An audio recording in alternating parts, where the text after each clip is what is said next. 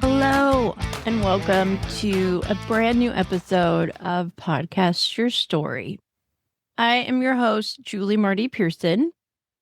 I apologize if my throat is a little scratchy, fighting a bit of a cold, but I realized that one of the things I haven't done on this podcast is really tell a little bit more of my own story and share with all of you who I am, why I have a podcast, what I do in my business, and what got me here. I'm not going to make it a huge, long story, which I can do. Podcasters are really good at that. And I've shared parts of my story here before. I've shared parts of my story on other people's podcasts that I've been guesting on. But I really wanted to talk to you a little bit about just who I am now and like what really got me here. And I think some of this was brought up by a recent event that I attended. I was lucky enough to attend a concert a few days ago. That concert was Cyndi Lauper. All my fellow Gen Xers, Zennials, etc. understand the importance of Cyndi. You know, I grew up in the time of Girls Just Want to Have Fun, 1984. I don't know how many times I listened to that song over and over again on our cassette players or requesting it on the radio, which is what you had to do back in the day. And, you know, we loved Cyndi. We loved her energy and her message and her fun music. And in 1984, I was a part of a very fancy dance recital held in my childhood home's garage with big white, I don't think they were curtains. I think they were sheets hung around the back so you couldn't see all the junk piled up. And also, which is a really funny thing that we laugh about now, is in the photos, which I will share some when I put this episode out, the oil pans that were down for the two cars in the garage, you know, to catch the oil, they didn't move those. We had to dance around them. That was a funny thought that just came to me. I'm a very visual person, so when I think about things, like the images pop in my head, and that just popped in my head. Now, we all danced. My sister and I, many of my friends, did, you know, dance classes and did official dance recitals on real stages and all of that. But this was a summer, let's do something fun, have a project. So we all wore mostly outfits we, you know, had from other dance recitals. I wore part of one of mine, and my friend, who is the same age as me, but I was always much bigger than everyone. I was a head or so taller than anyone my age. She was wearing my outfit from a year or two before. All of that to say, that summer, our neighborhood girls, so I lived on a cul-de-sac, and there were a few boys on the street, but all of the girls hung out together. We went house to house swimming and playing and doing all the fun things. There was myself, my sister, who was in charge, and then 3 other girls, my age and a little younger. And so we each had a solo. My solo was To Like a Virgin. And we have a VHS of this. We have a video that we've watched over the years that we were like, our moms let us dance to Like a Virgin? Like, it's just so funny. Had my signature hip move, just so many fun memories. But our finale that all 5 of us danced together was Cyndi Lauper's Girls Just Want to Have Fun. And so, you know, she's an icon to us. We call ourselves the Marty Lane Girls. Get to hang out together once in a while. Through the years of all the different weddings and babies and graduations and all those things. But that was like a seminal moment in our lives, captured on VHS and in photos that I've shared before on social. When it came up that Cyndi was playing in LA at the Hollywood Bowl, which is a little less than 2 hours from me, my friend Karen, who was one of the ones dancing with us that day or night, I do have to go back. So when we say it was a dance recital, we practiced. It was at night, so it was in the evening. We had the whole garage cleared out for us to dance. We had folding chairs lined up in the driveway. The boys, several of the boys in the neighborhood were DJs. They were on the boom box playing the musics for us. We made up little pamphlets. We had popcorn. Like, it was a full production on Marnie Lane. All the neighbors came out, whether one of their kids were in it or not. So this was a big deal. And Cyndi was a very big part of my childhood. I never saw her in concert. It wasn't anything that ever came across my experience that would be something I could do. And so my friend had seen that she was playing at the Hollywood Bowl after she had taken one of her sons to see Jesus Christ Superstar there recently. And so she said, we should go. So we said yes, we got tickets. And then we realized the night we were supposed to go, her other son was leading the band at the high school football team. And so we're like, oh, well, we can't go. So we thought we'll have to sell him, whatever. That didn't happen. Long story short, Hollywood Bowl let us switch it to the next night, to the Saturday night, that we did not know until we were there that it was her final concert of her farewell tour, her last concert she was ever doing. It was a full production. They were filming it for a TV or a movie or something.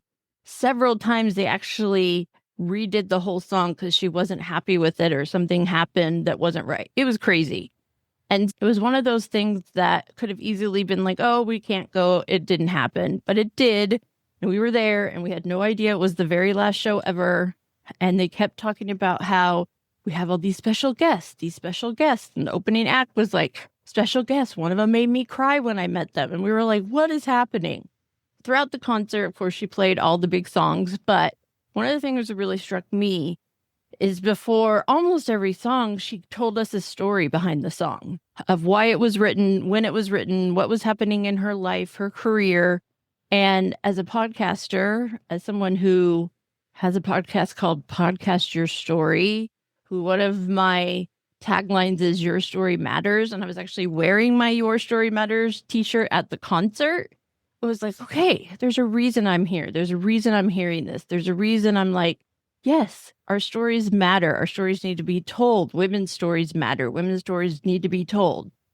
And so it was this kind of existential experience, but also seeing Cyndi, and she was exactly who you think she is, like exactly what you've ever seen of her. That's her personality, the way she talks, and she did voices, and she's just an amazing human being and singer and performer and artist. And yeah, it was a very powerful experience, but also a community experience because we were all bonding with all these strangers around us as we're like, who's coming next? Oh my God. And I have video and you could actually hear us like freaking out as different people joined her. So it started with about halfway through her part of the concert. She was joined on stage by the one and only Joni Mitchell. Now, I will say that's not somebody that I would have ever even like had come to my mind. I know that she is older now, and when I have seen her on TV or something, she's always sitting. You know, her mobility maybe not great, but I mean, the crowd literally lost our minds once we realized that's who it was. And there was a little blip in when they sang it, and I think Joni had coughed at one point, so they redid the whole song. It was amazing. We got to hear it twice. And then I'm trying to think, time after time, she had us all put our, phone lights on. So the whole 15,000 or whatever people at the Hollywood Bowl had our lights on. And Cyndi talked about how we're all lights, but how we're all a community. And she was singing. And then John Legend walked out in this amazing full-length black sparkle coat. And I mean, his voice is amazing. Someone I love. I've never seen in concert. And so we all freaked out.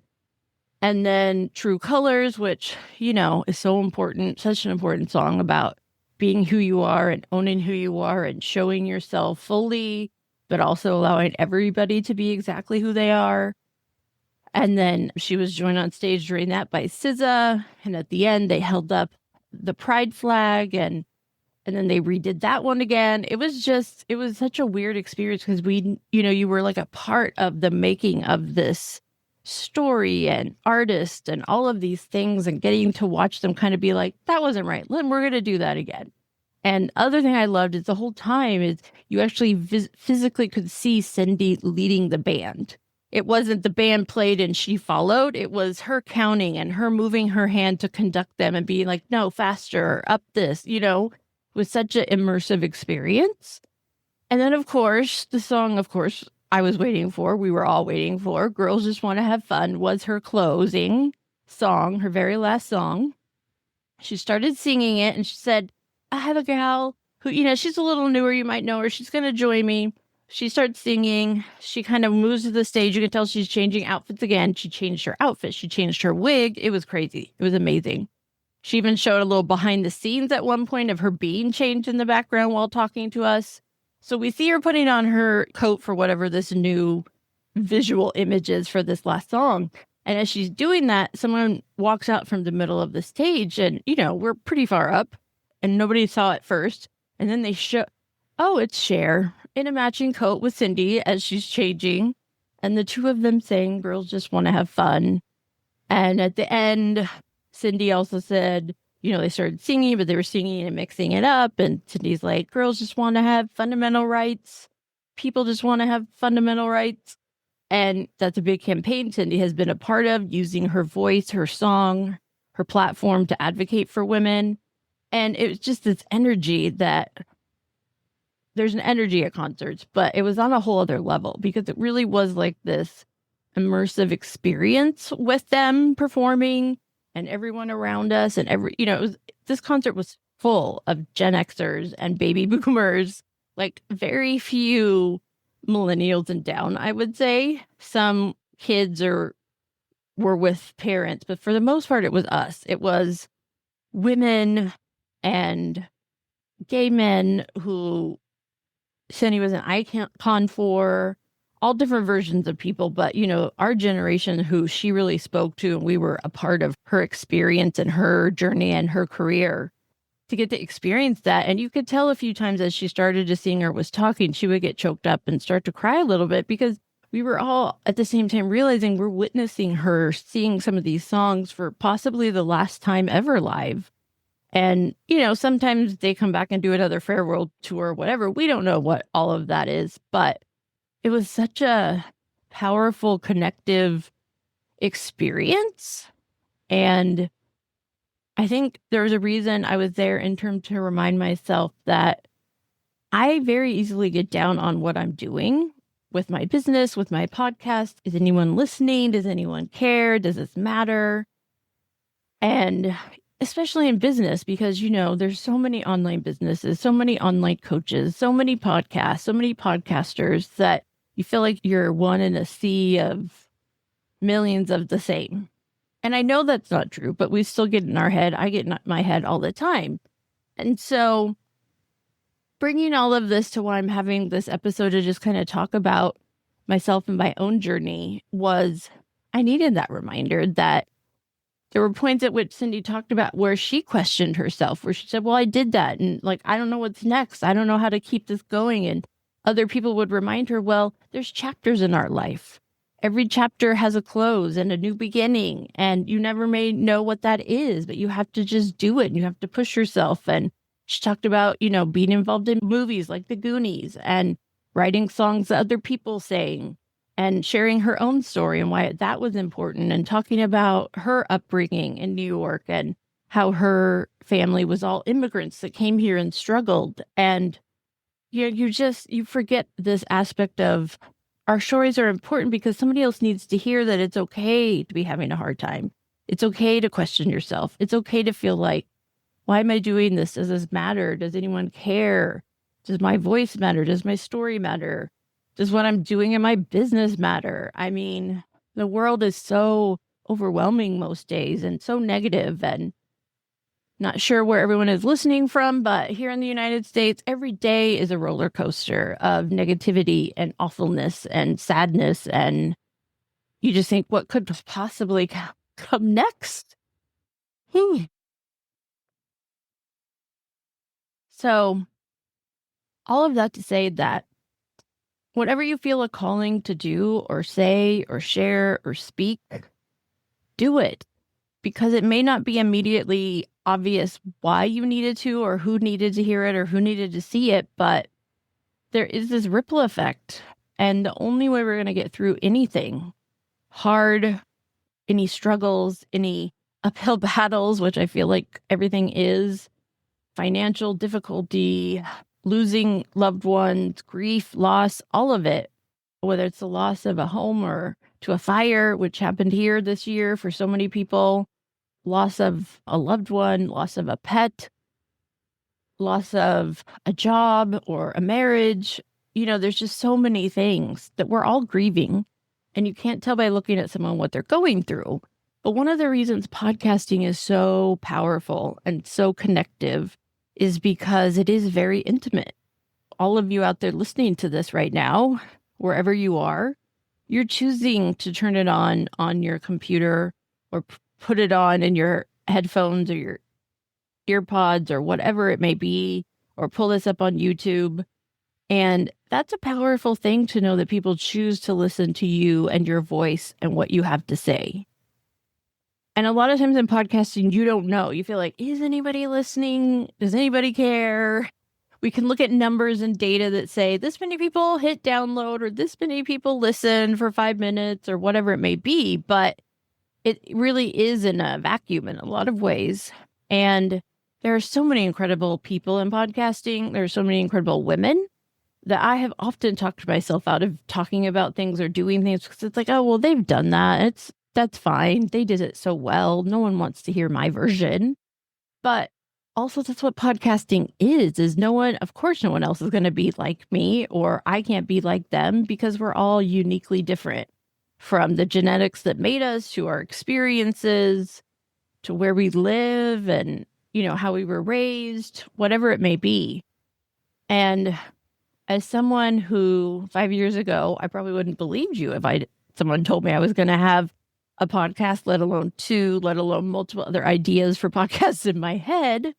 I've always had something to say, but I've always been a quieter person, definitely an introvert with respect to I regain my energy alone or with one or two people or at home. But I've always had something to say. It's a matter of feeling like knowing when is the right time to say it. And I've held a lot back over the years. And even over the last few years, I started this podcast, I put 5 episodes out, and then I'm like, what am I even doing? I'm just putting it out. There's no rhyme or reason. This doesn't make any sense. This is not even what I teach people to do. So I paused it, and I really just immersed myself in the online space and networking and talking to women and talking to other podcasters. And so I re-released it, and then I kind of felt lost again. And I want to continue to share other people's stories here because I think it's important. It's important, especially for women, to share our stories and really put ourselves out there and help put other women out there. But I also realized that I need to share more of me and what I do every day, as well as my own experiences and things I've been through. And I did originally start this podcast with that in mind. And the very first episode of this podcast, I shared a lot of my physical health issues and battles that I have been through. And again, I would have never, ever thought that I would do that. I talk openly about my Sjogren's syndrome, which caused, I can't think of the word to use, but irreversible damage to my mouth and my teeth. And so at 32, I had what was left of my teeth removed and now wear dentures and have since then. And at the time that happened, it was a very difficult process to go through, not just the physicalness of it, which was very painful and hard. Just at 32 to have your teeth taken out and know you're going to be wearing dentures the rest of your life and not knowing what you would look like and how it's going to change over time. And it continues to change over time. Very few people even knew I went through that as I was going through it because I was very protective of that. It had been something I had a lot of shame and guilt around, the physicalness of what my teeth looked like, even though genetically there was nothing I could do to keep it from happening. And before I knew that, there was a lot of negativity from dentists and doctors like, do you know how to brush your teeth? it was a lot of, I didn't realize at the time, grief and trauma I had gone through because of that. But I guess I found in podcasting a space where I can say all the things I've ever wanted to say. And even if people have a negative reaction or don't like it, I don't always hear it. So it's like I can put it out there and just know I've kind of released it. And so what comes up a lot for me is podcasting can be therapeutic, it can be healing, but it's also about our legacy. And I think that I've heard legacy come up in conversation and in my thinking a lot. And then going back to Cyndi's concert, like we were a part of her legacy, of her last concert, of her experience, of her sharing, of her music. And, that's really powerful. And one of the things I've toyed with doing for a long time, and I know I will at some point, it's figuring out what it looks like, is I have a lot of my dad's stories written down. He handwrote a lot of his life stories for many years before he passed away, and we're very lucky to have those. And I have electronic versions of them that I've taken photos of all of the pages. And a lot of his stories talk about his childhood. He was born in 1923. Yes, he was 54 when I was born. So people who do math are like, wait, what? And he lived through World War II. He was in the Army. He served in World War II for the last several years of the war and came home after it was over. And so I know there's important history and stories and legacy there that I want to share in some format. I haven't decided if it's going to be an audio only or a video version with some of his images that I have. But that's an important legacy for me to leave because I am his legacy and I need to carry that on for him. I don't have kids to pass it on to, but there's a whole world that needs to not forget what they went through and what the world went through. And I think even more so now that we need to see it and hear it because we're about to go through it again if people don't stand up and fight against what's happening here in the United States. And, that's one image, one piece of my story that I feel like I really do need to share. But it's also kind of figuring out what it is I'm doing with all of this. I think it's really hard right now because of the economy and money and everything costing more. You put out offers, you start programs and good response, no response, a little response, and you're constantly kind of fighting like, is this what people need? Is this what I should be doing? And so I really kind of on maybe a call to action to all of you to say, what is it that you're here for? What are you looking for? Is it just to be inspired by other people? Is it specific support you want, specific understanding and knowledge and all of that? I've done a lot of different things since I started my business. Before COVID, we all used that. I worked in higher education. I had been in that world for almost 20 years. I loved school. I was always good at school. I was a good student. I did all the things, undergrad. I was a research assistant, a teaching assistant. I thought I wanted to be a therapist. I started a doctoral program in clinical psychology, and I could have done it, but I didn't know at the time I was starting to have the early effects of the several autoimmune illnesses I have. And I was also burnt out. I, went through undergrad into my first master's straight into this doctoral program. And so I was also burnt out, but it was my first time moving away from home and everyone I knew to a place I didn't know, even though it was up in the Bay Area. And I loved that. About 6 weeks, maybe less, after I moved there and started my doctoral program, started school, 9/11 happened. And that was very scary to be in a place I didn't know well. I didn't really know anyone. I'd barely been in classes for a week or two. And the whole world not the whole world, but the United States shuts down. And a lot of the world too. And being right outside of San Francisco, there were Army people, there were tanks and trucks, and the bridges were shut down. And we had cell phones, but they weren't what they are now. You could call each other, but it wasn't like immediate texting and everything we have now. And, we had to do the dial-up modem still, and I had cable television so I could watch the news, but it was very scary to be alone in that. And we were all so scared just in general. And that really impacted me, I think, staying there and continuing that program. And so I went through an evolution of different jobs and different things. But throughout my career, I always went back to higher education, whether it was teaching part-time, adjunct at a community college or a university, or having a full-time job at a school. That was really where I always went back to because I loved that world. And I eventually went back and finished a doctorate in organizational psychology. And at the time, my dissertation was on something I was doing at my job at one of the colleges I worked at. So then once I had that, I went to the next college and the next college. But really, to move up in higher ed, you have to move schools. So I literally commuted all over California, anywhere from an hour to 5 hours away from home. The last 6 years or so of my career, I was living in a different place and coming home on the weekends to where I live with my husband. And so that was hard. That was hard on me physically. It was hard on us financially. It was hard on marriage, living away and being together only part of the time. I lived out of a suitcase. But in a couple of years leading up to COVID, I had more health issues that led to my kidney disease diagnosis. Then my dad passed away and I lost a job and I lost another job just because there was so much going on. There was no normalcy and consistency. So it was actually the fall of 2019 and I had left my last job and was now having a hysterectomy, which in the end was good for me physically, but it was a huge process, both physically and emotionally, to go through.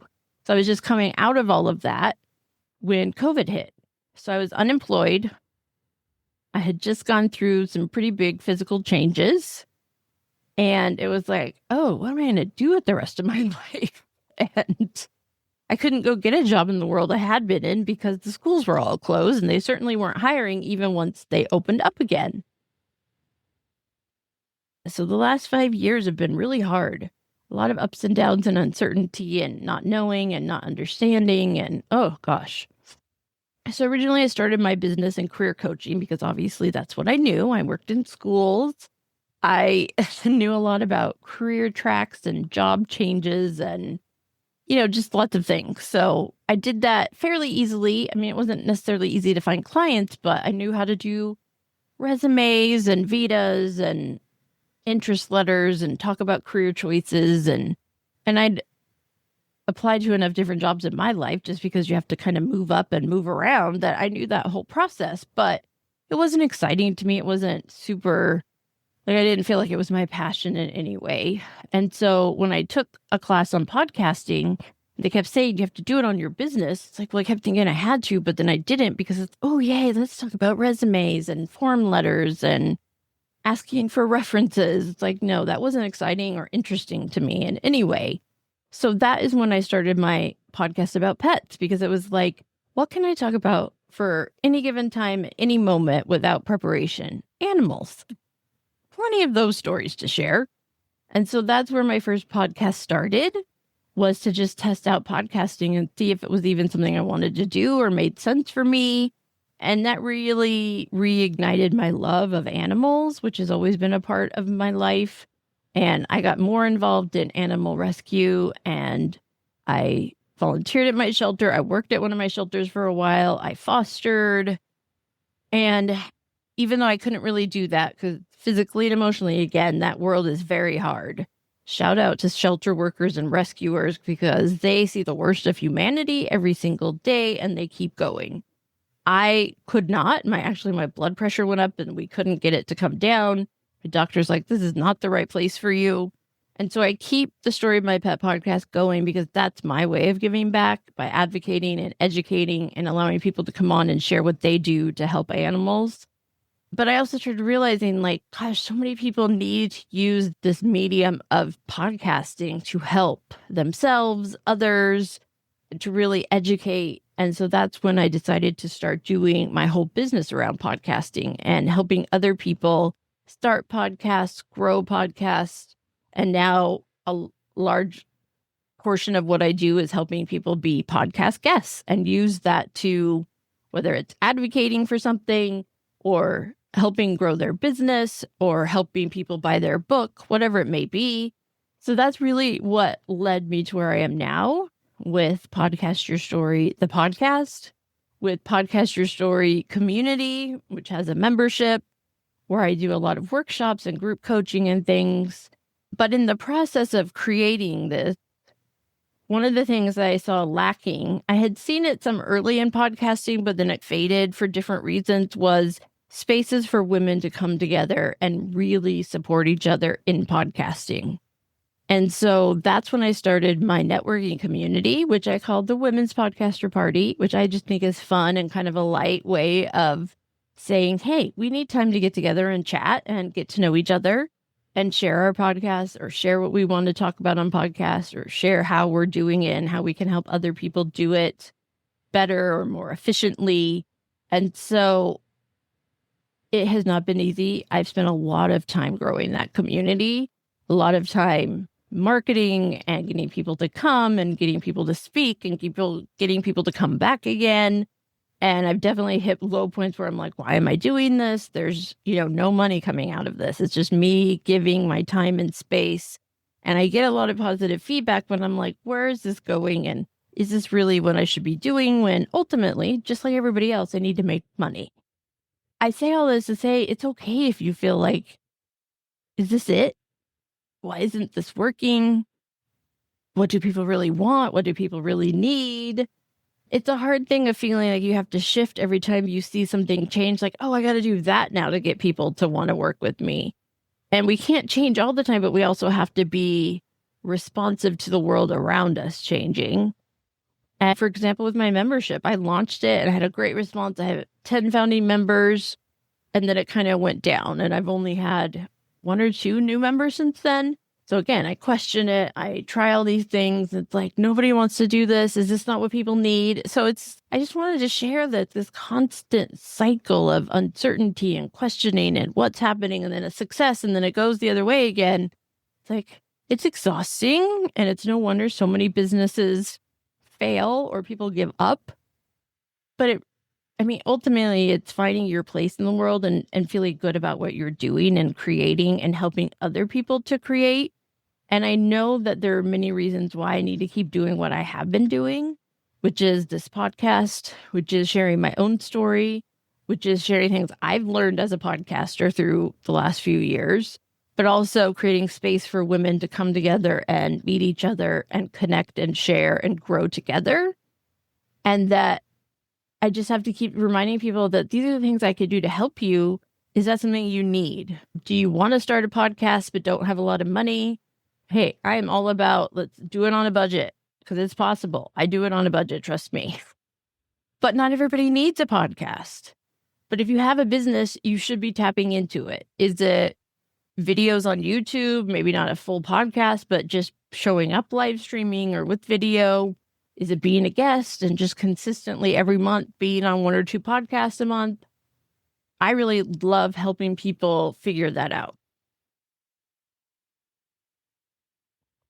Being a guest and being strategic about it and being consistent with it, or how to go from being a speaker to a guest or vice versa.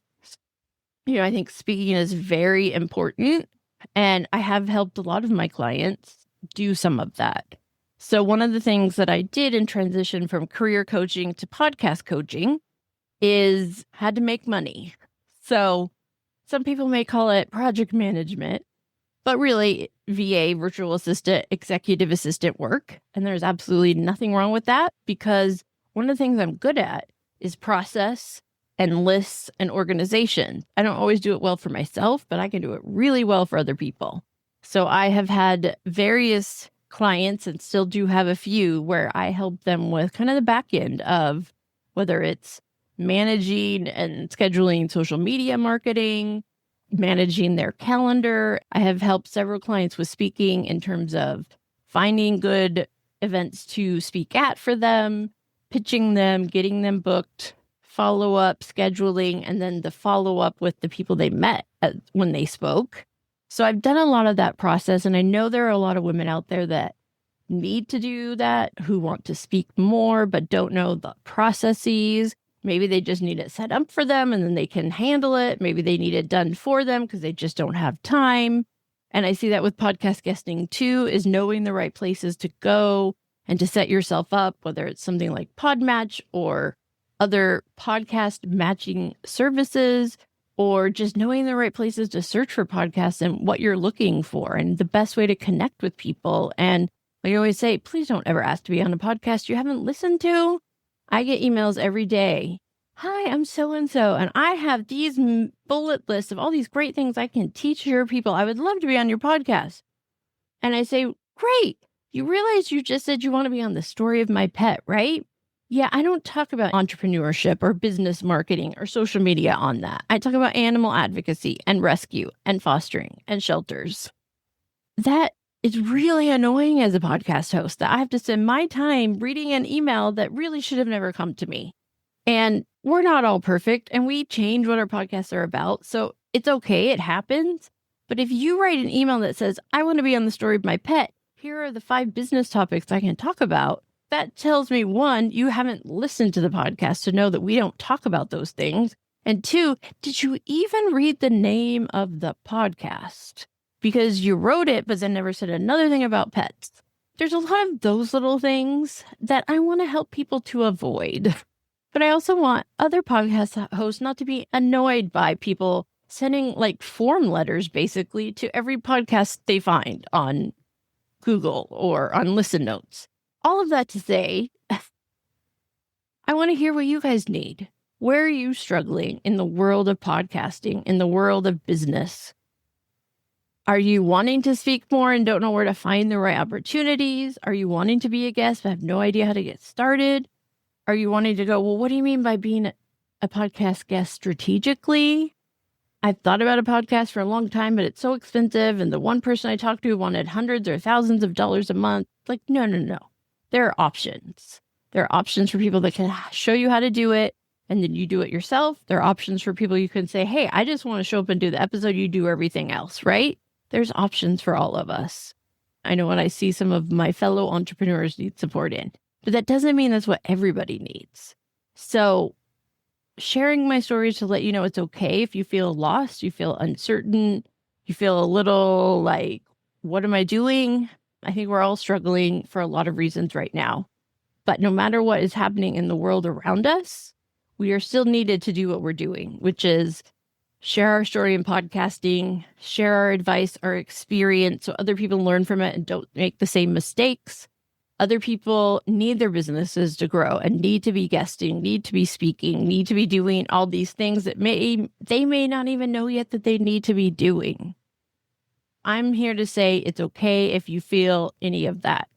I did a video recently, just a short one, saying it's okay to not be okay. No one is okay 100% of every minute of every day. We all struggle. We all go up and down. But ultimately, I'm here to help you feel less of that, to help you feel less alone, less uncertain, less, what do I do next? Should I even be doing this? Is this even working? I love assessing things and researching things. So let me help you do that. Tell me what you want me to talk about here. Tell me what you want me to teach here. Tell me what you want me to share here. And then also tell me, if you're struggling, what is the support you're looking for? Is it a membership? Is it one-on-one coaching? Is it just a networking community? Tell me what you need, because ultimately I want what I'm doing to be what people need, to be what you need. So if you've made it this far, thank you. Thank you for spending this time with me. Went a little all over the place, but that's okay. There's a reason for it. So reach out, email me, follow me on social and DM me, whatever that may be for you.